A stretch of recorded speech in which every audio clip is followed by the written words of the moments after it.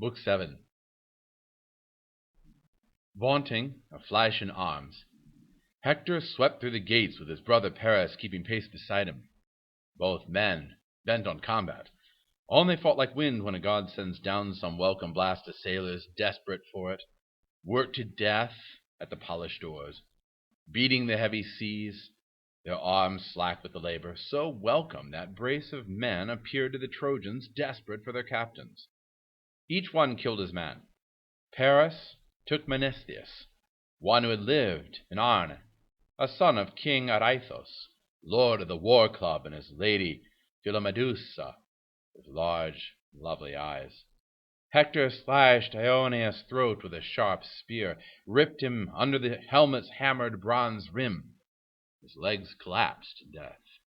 Quick in the jolting onset, Lycia's captain Glaucus, son of Hippolochus, skewered Dexia's son Iphinos. Just as he leapt behind his fast mares, he stabbed his shoulder hard, and down from his car Iphinos crashed to earth, and his limbs went slack with death. Rampaging Trojans. Yes, but as soon as fiery-eyed Athena marked them, killing Argive ranks in this all-out assault, down she rushed from the peaks of Mount Olympus, straight for sacred Troy. But Phoebus Apollo, spotting her from Pergamus heights, the god, grim set on victory for the Trojans, rose to intercept her. As the two came face to face beside the great oak, Lord Apollo, the son of Zeus, led off. What next? What is the mighty Zeus's daughter blazing after now? Down from Olympus, what heroics stir your heart? No doubt you'll hand your Argives victory soon. You'll turn the tide of battle. You have no mercy, none for dying Trojans. Come, listen to me. My plan is so much better. Let us halt the war and the heat of combat now, at least for today. They'll fight again tomorrow, until they win their way to the fixed doom of Troy. Since that is your only passion, you two goddesses, to plunder Troy to rubble. Athena's eyes lit up, and the goddess said, So be it, Archer of the sky. Those are my very thoughts, winging down from Olympus into the midst of Trojans and Achaeans. But tell me, how do you hope to stop the men from fighting? Hector, Lord Apollo the son of Zeus replied, will spur his nerve and strength, the breaker of horses. See if he'll challenge one of the Argives man to man. They will duel in bloody combat to the death. Achaeans armed in bronze will thrill to his call. They'll put up a man to battle shining Hector. So Apollo staged the action. Her eyes afire, the goddess Pallas did not resist a moment. She flashed the word, and Helenus, mantic spirit, the son of Priam, sensed what pleased the immortals' hatching instant plans, and coming up to Hector, he advised him quickly, Hector, son of Priam, you mastermind, like Zeus. Listen to me now. Let your brother guide you. Have all Trojans and Argives take their seats, and you challenge Achaea's bravest man to duel in bloody combat. Your doom, your hour of doom.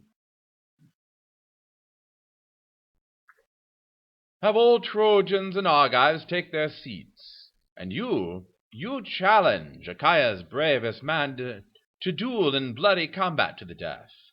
It's not the hour to meet your doom. Not yet.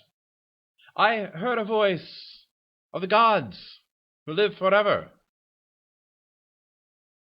But when Hector heard that challenge, he rejoiced, and right in the Norman's land along his lines he strode, gripping his spear mid-haft, staving men to a standstill while Agamemnon seated his Argives seated for combat.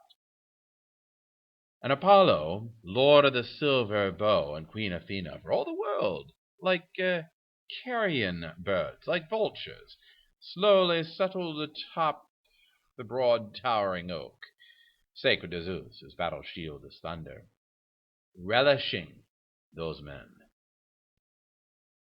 Wave on wave of them settling close ranks, shuddering into a dense, bristling glitter of shields and spears and helmets.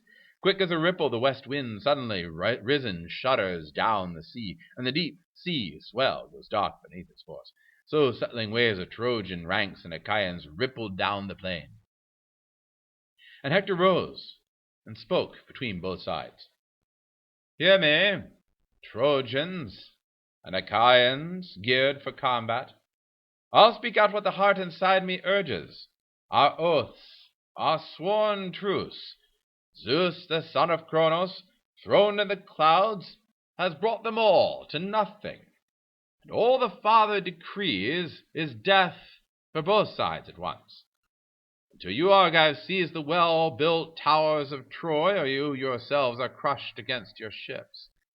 But now, seeing the best of all Achaeans fill your ranks, let one whose nerve impels him to fight with me come striding from your lines, a lone champion pitted against Prince Hector. Here are the terms that I set forth. Let Zeus look down, my witness. If that man takes my life with his sharp bronze blade, he will strip my gear and haul it back to his ships. But give my body to friends to carry home again.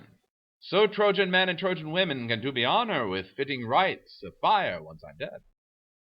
But if I kill him, and Apollo grants me glory, I'll strip his gear and haul it back to sacred Troy and hang it high on the deadly archer's temple walls, but not his body.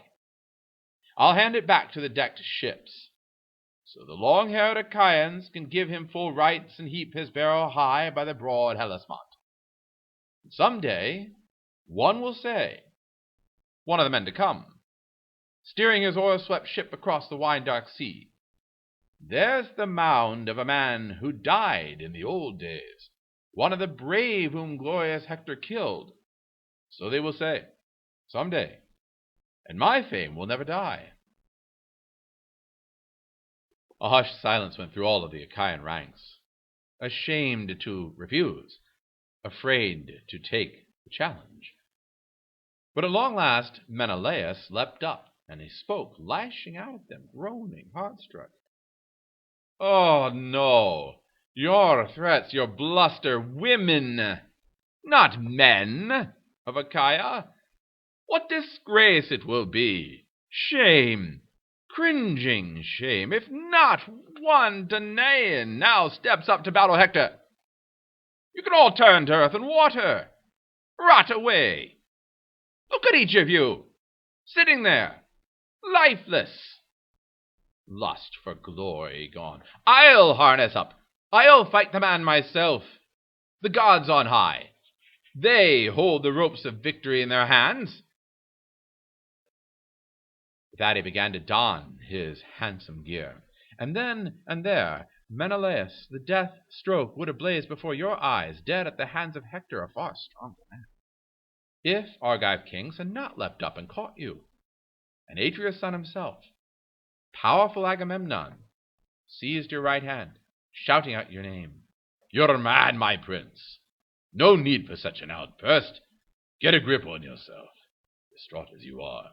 Just for the sake of rivalry, soldiers' pride, don't rush to fight with a better man, with Hector, the son of Priam. Many others shrink before him. Even Achilles dreads to pit himself against him, out on the battle lines, where men win glory. Achilles, far and away a stronger man than you. Go back and sit down with the comrades you command. We'll put up another champion to go against this Hector. Fearless is he, never sated with fighting. He'll gladly sink to a knee and rest, I'd say, if the man comes through alive from the fight he begs for, dueling for the death. Again the iron warrior brought his brother round. Good counsel, fitting too. Menelaus yielded at once. His aides, elated, lifted the armor off his shoulders, and then Lord Nestor rose and spoke among men. No more. Oh, enormous sorrow comes to all Achaia. How he would groan at this, the old horseman Peleus, that fine speaker, the Myrmidons' famed commander. How he rejoiced that day, questioning me, his halls, when he learned the blood and birth of all the Argives. Now, If he heard how all cringe in the face of Hector time and again, he'd stretch his hands to the gods and pray that life breath would quit his limbs and sink to the house of death. Oh, if only, Father Zeus, Athena, Apollo, I were young again! Fresh as the day we fought at Celadon's rapids, our Pylians in platoons against Arcadian spearmen under Phia's ramparts, round the Lardanus banks, when Arcadia's champion Ereuthalion strode forth, a man like a god for power, his shoulders decked with King Arethus' armor, massive Arethus. The Great War Club, so they called that hulk, his men-at-arms and their sashed and lovely women. He would never fight with a bow or a long spear. No, with his giant iron club he'd break battalions open. That monster, Lycurgus, cut him down by stealth, not force at all, on a footpath. So cramped his iron club was useless, fending off his death. There, before he could heft it, a sudden lunge, and Lycurgus' spear had run him through the guts. Flat on his back he went, slamming against the ground, and his killer stripped the armor brazen Arius gave him, and donned it himself for years of grueling war. But then, when Lycurgus grew too old in his halls, he passed it on to a favorite henchman, Ereuthalion. Sporting that gear, challenged all our best, and they shook from head to foot, terrified, none with the nerve to face him then. Only I, my hardened courage drove me to fight the man in a hot burst of daring, and I, the youngest trooper of all, I took him on, and Athena gave me glory. By heaven, Ereuthalion was the biggest, strongest man I ever killed. The huge, lumbering sprawl of him, stretching far and wide. Oh, make me young again! The strength inside me, steady as a rock. Hector with that flashing helmet would meet his match in combat in a moment. You, the bravest of all Achaeans, not one of you with the spine to battle Hector face to face.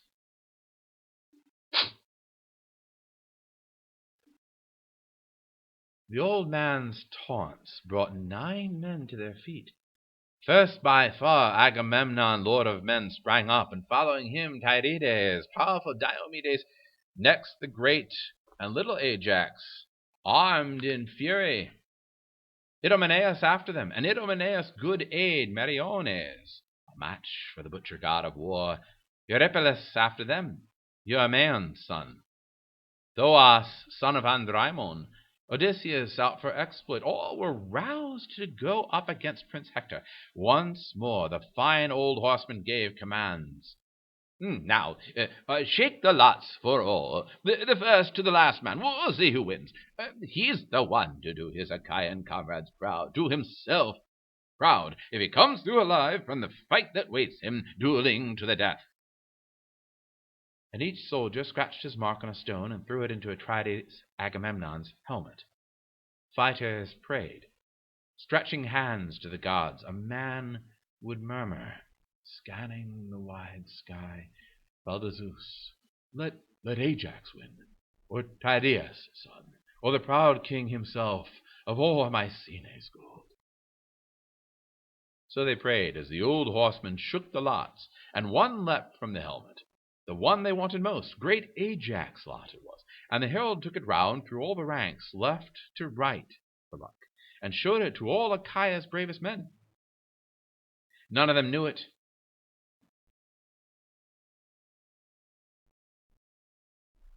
None of them knew it. Each denied the mark. But once he'd passed it round and reached the man who had scratched the stone and thrown it in the helmet, Ajax, bent on glory, out went his hand to take it. The herald, pausing beside him, dropped it in, and Ajax knew his mark and thrilled to see it, flung it down at his feet and shouted, "Friends, the lot is mine, and it fills my heart with joy. I know I can overpower this dazzling Hector. But come, while I strap my battle armor on, all of you, pray to Cronos' son, almighty Zeus. Pray to yourselves in silence, so Trojans cannot hear. No, pray out loud. No one at all to fear. No one can rout me, his will against my will, not by force, God knows, and not by a sly maneuver either. I am not such a raw recruit, I like to think, born and bred on Salamis." So great Ajax vaunted, and men prayed to the son of Cronos, King Zeus. They'd call out, scanning the wide sky, "Father Zeus, ruling over us all from Ida, God of greatness, glory, now let Ajax take this victory, shining triumph. But if you love Hector, if you hold him dear, at least give both men equal strength and glory." And so they prayed, as Ajax harnessed himself in burnished, gleaming bronze, and once he had strapped his legs and chest in armor, out he marched like the giant god of battle, wading into the wars of men when Zeus drives them hard. So clash and soldier on with heart-devouring hate. So giant Ajax marched, that bulwark of the Achaeans, a grim smile curling below his dark, shaggy brow. Under his legs, power taking immense strides, shaking his spear high, its long shadow trailing. The men of Argos exulted at the sight of him there, but terrible tremors shook Trojan fighters' knees. Hector himself, his heart pounding against his ribs.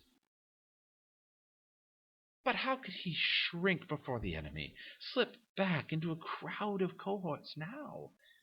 He was the challenger, he with his lust for battle. Ajax strode on, closing, bearing his huge body shield like a rampart, heavy bronze, over 7 layers of oxhide. Tychius made it for him, laboring long, the finest leather smith by far. Over in Hyale, where the master had his home, he crafted that famous gleaming shield for Ajax, layering 7 welted hides of sturdy, well-fed bulls and hammered on 8th layer of bronze to top it off. And now, holding that great shield before his chest, Telamonian Ajax marched right up to Hector, threatening with his deep, resounding voice, "Hector, now you'll learn, once and for all, in combat, man to man, what kind of champions range the Argive ranks, even besides Achilles, the Lionheart, who mauls battalions wholesale. Off in his beaked sea-going ships Achilles lies, raging away at Agamemnon, marshal of armies. But here we are, strong enough to engage you, and plenty of us too. So, come, lead off, if you can, with all your fighting power." A flash of his helmet, and rangy Hector shook his head. "Ajax, royal son of Telamon, captain of armies, don't toy with me like a puny, weak-kneed boy, or woman never trained in works of war. War, I know it well, the butchery of men. Well I know, shift to the left, shift to the right, my tough-tanned shield. That's what the real drill defensive fighting means to me. I know it all, how to charge in the rush of plunging horses. I know how to stand and fight to the finish, twist and lunge in the war god's deadly dance. On guard! Big and bluff as you are, I've no desire to hit you sniping in on the sly. I'd strike you out in the open. Strike you now!" He hurled. His spear's long shadow flew, and it struck Ajax's shield, that awesome 7-layered buckler, right on the 8th. The outside layer of bronze that topped it off. Through 6 hides it tore, but the 7th stopped the relentless brazen point. But great Ajax next, dear to the gods, he hurled his spear, and the shadow flew, and the shaft hit Hector's round shield, hit full center. Straight through the gleaming hide the heavy weapon drove, ripping down and in through the breastplate finely worked, tearing the war shirt. Close by Hector's flank it jabbed. But the Trojan swerved aside and dodged black death. Both then seized their lances, wrenched them from the shields, and went for each other now, like lions rending flesh, or a pair of wild boars whose power never flags. Hector stabbed at the buckler full center too, not smashing through, the brazen point bent back. And Ajax lunged at him, thrusting hard at his shield, and the shaft punched through, rammed him back in his fury, and grazed his neck, and the dark blood gushed forth. But not even then Hector quit the battle. Backing, helmet flashing, his strong hand hefting a rock from the field, dark jacket a ton weight, he hurled it at Ajax. Struck the gigantic shield. 7 ox hides thick, struck right on the jutting boss, and the bronze clanged, echoing round and round, as Ajax, hoisting a boulder far larger, wheeled and heaved it, putting his weight behind it. Tremendous force! The rock crashed home, and Hector's shield burst in, hit by a millstone, and Hector's fine knees buckled. Flat on his back he went, his shield crashing down on him, swept him off his feet. But Apollo quickly pulled him up. And now they'd have closed with swords, hacked at each other, if heralds of Zeus and men had not come rushing in. One from the Trojans and one from the armed Achaeans, Talthybius and Idaeus, both with good clear heads, parting them, holding their staffs between both men. The herald Idaeus, cool, skilled in tactics, urged, "No more, my sons. Don't kill yourselves in combat. Zeus, who marshals the storm cloud, loves you both. You're both great fighters. We all know that full well. The night comes on at last. Best to yield tonight." But the giant Ajax answered briskly, "Wait, Idaeus. Tell Hector here to call a truce. Mad for a fight. He challenged all our bravest. Tell him lead off. I'll take his lead, you'll see." His helmet flashed as Hector nodded. "Yes, Ajax, since God has given you power, build, and sense, and you are the strongest spearman of Achaia, let us break off this dueling to the death, at least for today. We'll fight again tomorrow, until some fatal power decides between our armies, handing victory down to one side or another. Look, the night comes on at last. Best to yield tonight. So, you will bring some joy to Achaea's forces camped beside their ships, and most of all to your own troops, the comrades you command. But I'll go back to the great city of King Priam and bring some joy to the men of Troy and Trojan women, trailing their long robes. Thankful for my return, they'll go to meet the gods and sing their praises. Come, let us give each other gifts, unforgettable gifts, so any man may say, Trojan soldier or Argive. First they fought with heart-devouring hatred, then they parted, bound by pacts of friendship." With that, he gave him his silver-studded sword, slung in its sheath on a supple, well-cut strap. And Ajax gave his war belt, glistening purple. So both men parted. Ajax back to Achaea's armies, Hector back to his thronging Trojans, overjoyed to see him still alive, unharmed, striding back, free of the rage and hands of Ajax still unconquered. They escorted him home to Troy, saved, past all their hopes, while far across the field the Achaean men-at-arms escorted Ajax, thrilled with victory, back to Agamemnon. Soon as they had gathered within the warlord's tents, he sacrificed an ox in their midst, a full-grown ox, 5 years old, to the towering son of Cronos, Zeus. They skinned the animal quickly, butchered the carcass, expertly cut the meat into pieces, pierced them with spits, roasted them to a turn, and pulled them off the fire. The work done, the feast laid out, they ate well, and no man's hunger lacked a share of the banquet. But the lord of the far-flung kingdoms, hero Agamemnon, honored giant Telamonian Ajax first and last with the long, savory cuts that lined the backbone. And when they had put aside desire for food and drink, the old man began to weave his counsel among them. Nestor was first to speak. In the early days, his plans and tactics always seemed the best. With good will to the lords, he rose and spoke. King Agamemnon, chiefs of all the Argives, how many long-haired Achaeans lie here dead? And now Ares, the slashing god of war, has swirled their dark blood in Scamander's deep, clear stream, and their souls have drifted down to the house of death. So at dawn you must call a halt to fighting by Achaeans from your units. Bring on wagons, gather up the dead, and wheel the corpses with mules and oxen, and then, at a decent distance from the ships, we burn the bodies, so every soldier here can carry back the bones to a dead man's sons when he sails home again. Let us heap a single great barrow over the pyre, one great communal grave stretched out across the plain, and fronting it throw up looming ramparts. Quickly, a landward wall for ships and troops themselves, and amidst the wall build gateways fitted strong and open a clear path for driving chariots through. And just outside the wall we must dig a trench, a deep ditch, and a broad sweeping ring to block their horse and then break their charge. Then these headlong Trojans can never rush our armies. So he advised. All the warlords sounded their assent. And now the Trojans, collected high on the crest of Troy, they were shaken. Distracted men at Priam's gates. But the clear-headed Antenor opened up among them. Hear me, Trojans, Dardans, all our loyal allies. I must speak out what the heart inside me urges.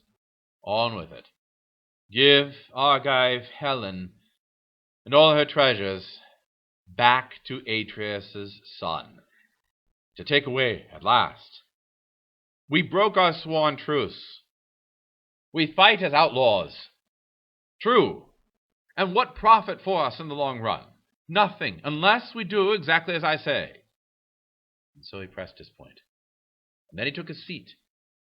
But among them stood magnificent Paris, fair-haired Helen's lord, and he came back with a winging burst in answer.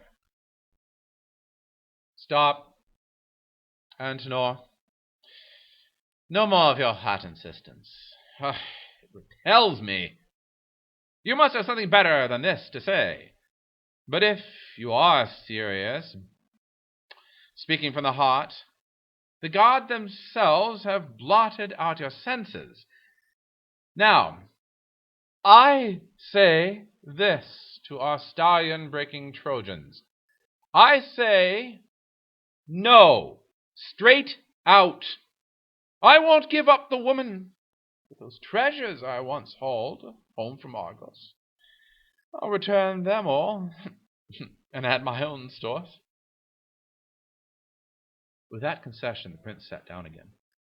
Then Priam, the son of Dardanus, rose among them, a man who could match the gods for strong advice. With goodwill toward all, he swayed his people.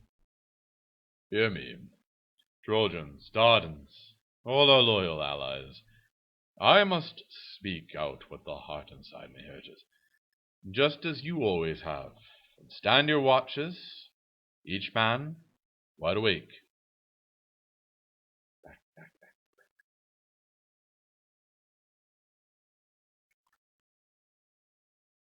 With that concession, the prince sat down again.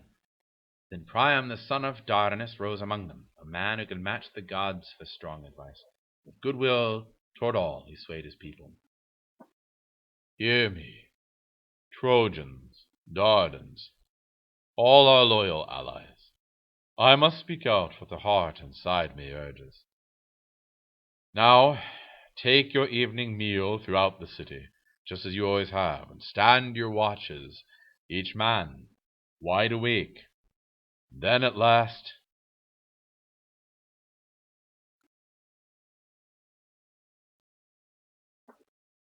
take 3. With that concession the prince sat down again, and then Priam, the son of Dardanus, rose among them, a man who could match the gods for strong advice, and with good will toward all he swayed his people. Hear me, Trojans, Dardans, all our loyal allies. I must speak out what the heart inside me urges.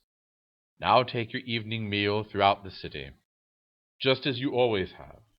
Stand your watches, each man wide awake. And then, at first light, let the herald Idaeus go to the beaked ships and tell the Atreidai, Agamemnon, and Menelaus, the author of Paris, who caused our long, hard campaign. Let Idaeus add this too, a good, sound proposal. See if they are willing to halt the brutal war until we can burn the bodies of our dead.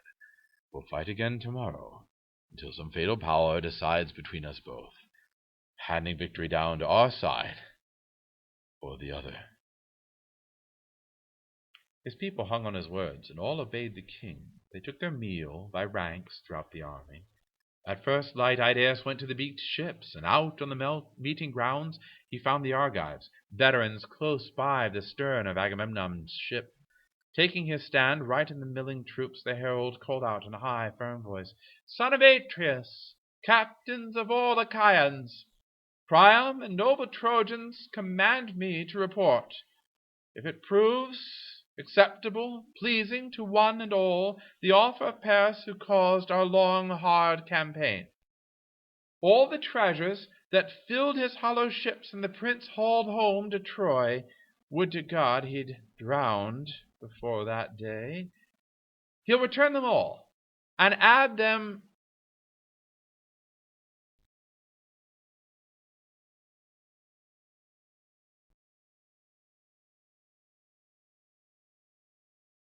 At first light Idaeus went to the beaked ships, and out on the meeting grounds he found the Argives, veterans close by the stern of Agamemnon's ship. No. Go back. His people hung on his words, and all obeyed the king. They took their meal by ranks throughout the army. And at first light Idaeus went to the beaked ships, and out on the meeting grounds he found the Argives, veterans close by the stern of Agamemnon's ship. Taking his stand right in the milling troops, the herald called out in a high, firm voice, "Son of Atreus, captains of all Achaeans, Priam and noble Trojans command me to report. If it proves acceptable, pleasing to one and all, the author of Paris who caused our long, hard campaign, all the treasures that filled his hollow ships, and the prince hauled home to Troy, would to God he'd drowned before that day. He'll return them all, and add from his own stores. But the lawful wife of Menelaus, renowned Menelaus, he will not give her up. Paris makes that clear, though all Troy commands him to do precisely that. They tell me to add this too, a good, sound proposal, if you are willing. Come, we'll halt the brutal war until we can burn the bodies of our dead. We'll fight again tomorrow, until some fatal power decides between us both, handing victory down to one side or the other." So he spoke, and a hushed silence went through all the ranks. Finally Diomedes, lord of the war cry, shouted out, "No one touched the treasures of Paris. Helen either. It's obvious any fool can see it. Now at last the neck of Troy's in the noose. Her doom is sealed." All the Achaean soldiers roared out their assent, stirred by the stallion-breaking lord's reply, and King Agamemnon rounded on Idaeus. There's the Achaeans' answer, Idaeus, a declaration. You can hear for yourself. It is my pleasure, too. But about the dead, I never grudge their burning, no holding back for the bodies of the fallen. Once they are gone, let fire soothe them quickly. That is my sworn pledge. Zeus, my witness now.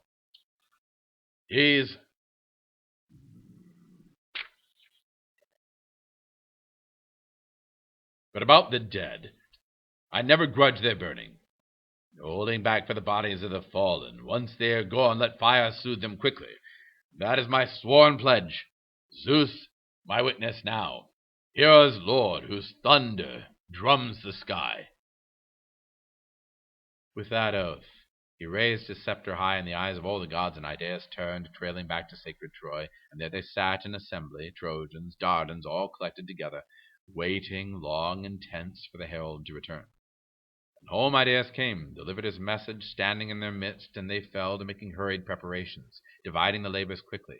2 detachments, one to gather the bodies, one the timber, and far on the other side Achaean troops came streaming out of the well-benched ships, some to gather the bodies, some the timber.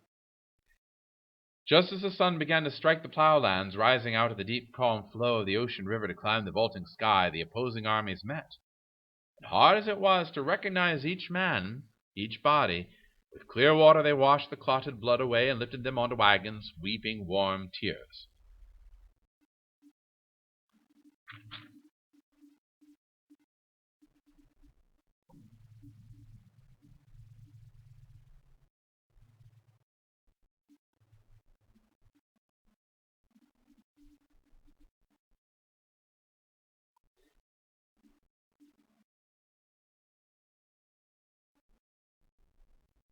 Priam forbade his people to wail aloud. In silence they piled the corpses on the pyre, their hearts breaking, burned them down to ash, returned to sacred Troy. And just so on the other side, Achaean men-at-arms piled the corpses on the pyre, their hearts breaking, burned them down to ash, and returned to the hollow ships. Then, with the daybreak not quite risen into dawn, the night and day still deadlocked round the pyre, a work brigade of picked Achaeans grouped. They heaped a single great barrow over the corpse fire. One great communal grave stretched out across the plain, and fronting it threw up looming ramparts quickly. A landward wall for ships and troops themselves, and amidst the wall built gateways, fitted strong to open a clear path for driving chariots through. And against the fortress, just outside the wall, the men dug an enormous ditch, broad and deep, and drove sharp stakes to guard it.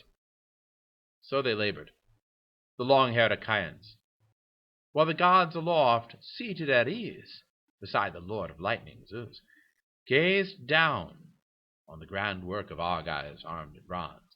Poseidon, the god whose breakers shake the land, began. Father Zeus, is there a man on the whole wide earth who still informs the gods of all his plans, his schemes? Don't you see? Look there, the long-haired Achaeans have flung their rampart up against their ships. Around it they have dug an enormous deep trench, and never offered the gods 100 splendid bulls, but its fame will spread as far as the light of dawn, and men will forget those ramparts that I and Apollo reared for Troy in the old days, for the hero Laomedon, where he broke our backs with labor. But filled with anger, Zeus, who marshals the thunderheads, let loose now. Unbelievable! God of the earthquake, you with your massive power, why are you moaning so?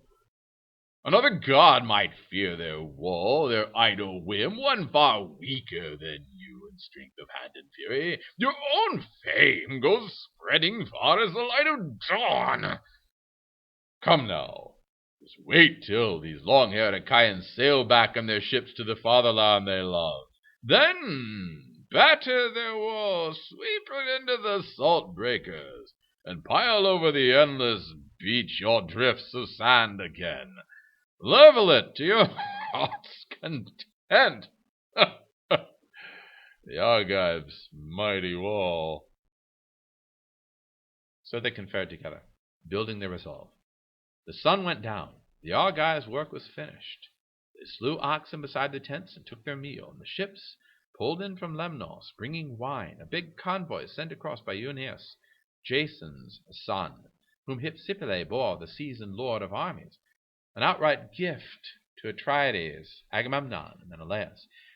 Euaeus gave a shipment of wine, 1,000 measures full. From the rest, Achaean soldiers brought their rations, some with bronze and some with gleaming iron, some with hides, some with whole live cattle, some with slaves, and they made a handsome feast.